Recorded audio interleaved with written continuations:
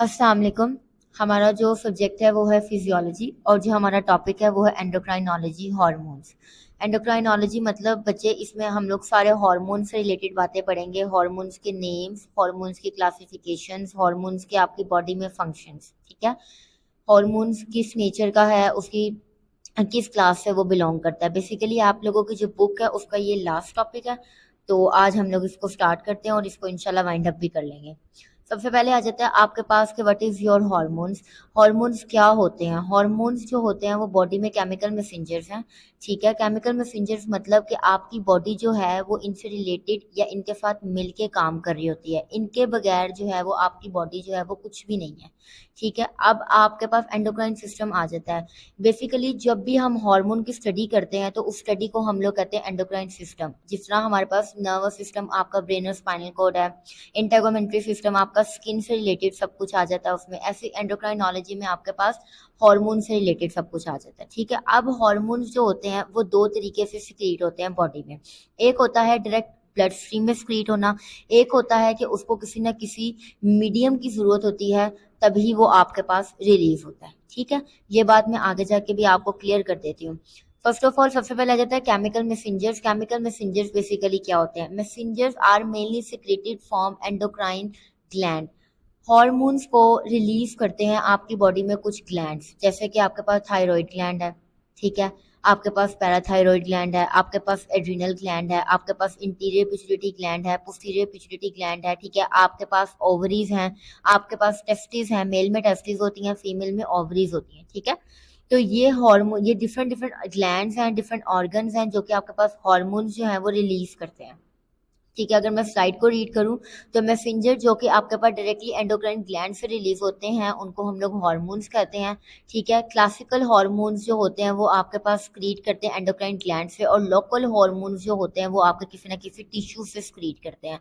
अब इसका मतलब ये है कि आपके पास एंडोक्राइन ग्लैंड मतलब यानी कि क्लासिकल हार्मोन्स जो है वो डायरेक्ट एंडोक्राइन ग्लैंड से जो रिलीज हो रहे हैं। इसका मतलब क्लासिकल हार्मोन जैसे कि आपके पास T3 T4, क्योंकि वो डायरेक्ट थायराइड ग्लैंड से रिलीज हो रहे हैं। पेंक्रियाज यानी कि इंसुलिन जो है वो पेंक्रियाज उसको रिलीज कर रहा है। ठीक है, पैराथायरॉइड हार्मोन, पैराथॉर्मोन हार्मोन जो है वो आपके पास ये रिलीज कर रहा है। तो ये तो हो गया आपके क्लासिकल हार्मोन जो स्पेसिफिक ग्लैंड से रिलीज हो रहे हैं।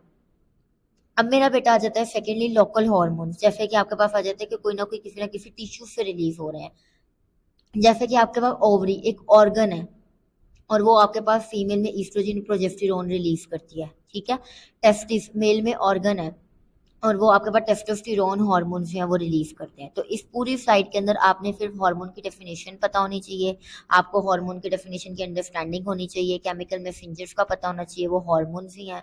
ठीक है, एंडोक्राइन ग्लैंड्स के नेम्स पता होना चाहिए, बिकॉज आगे हर एंडोक्राइन ग्लैंड के नेम के साथ उसका स्क्रीटेड हार्मोन जो है उसका नेम मेंशन्ड है और वो मेरा बेटा आपने याद करना है। Then you have classification of hormones. अब इसकी दो तरीके की क्लासिफिकेशन है। फर्स्ट क्लासिफिकेशन है based on the site of production, कि ये जिधर से निकलते हैं उससे रिलेटेड उसके नाम है। ठीक है, और बेस्ड ऑन केमिकल नेचर, कि इनकी नेचर क्या है, ये खुद कैसे हैं। ठीक है, based on the site of production मतलब कि हार्मोन्स जो है कुछ इंटीरियर पिट्यूटरी ग्लैंड से निकलेंगे, कुछ पोस्टीरियर पिट्यूटरी ग्लैंड से निकलेंगे, कुछ थायराइड ग्लैंड से निकलेंगे, कुछ पैराथायराइड ग्लैंड से निकलेंगे, कुछ एड्रिनल से निकलेंगे, कुछ ओवरी से निकलेंगे, कुछ टेस्टिस से निकलेंगे।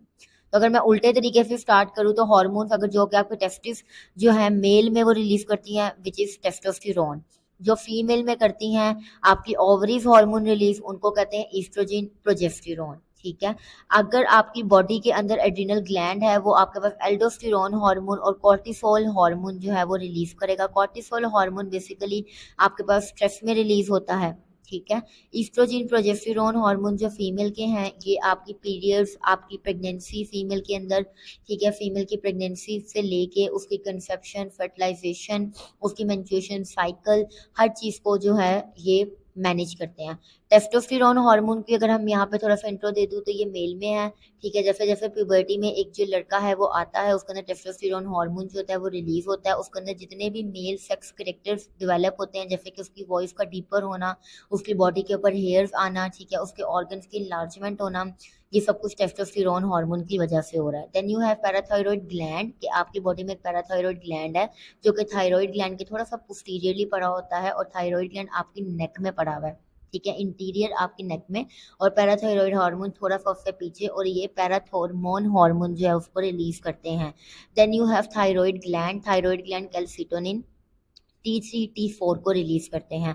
फिर आ जाता है आपके पास पोस्टीरियर पिट्यूटरी ग्लैंड और इंटीरियर वाले आपके ग्रोथ हार्मोन को रिलीज करते हैं, थायराइड स्टिमुलेटिंग हार्मोन को रिलीज करते हैं, और पोस्टीरियर पिट्यूटरी ग्लैंड आपके पास ऑक्सीटोसिन हार्मोन को रिलीज करते हैं, जो कि फीमेल के अंदर अगर वो यानी कि उसकी डिलीवरी हो गई है, पोस्टपार्टम पीरियड में जो उसका मिल्क रिलीज होता है वो सारा ऑक्सीटोसिन हार्मोन की वजह से रिलीज होता है, ठीक है। और फीमेल में at the time of pregnancy और at the time of delivery जो यूट्रस यानी कि नॉर्मल डिलीवरीज के अंदर जो पेन्स लगती हैं, लेबर पेन्स जिसको हम कहते हैं, ऑक्सीटोसिन उसके लिए क्या है, रिस्पॉन्सिबल है।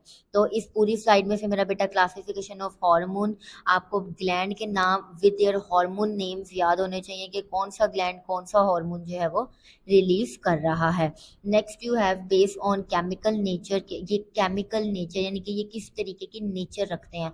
हर बंदा अपने अंदर एक आधी नेचर रखता है, ऐसे ही आपके हार्मोन्स की भी है कि केमिकल नेचर क्या है।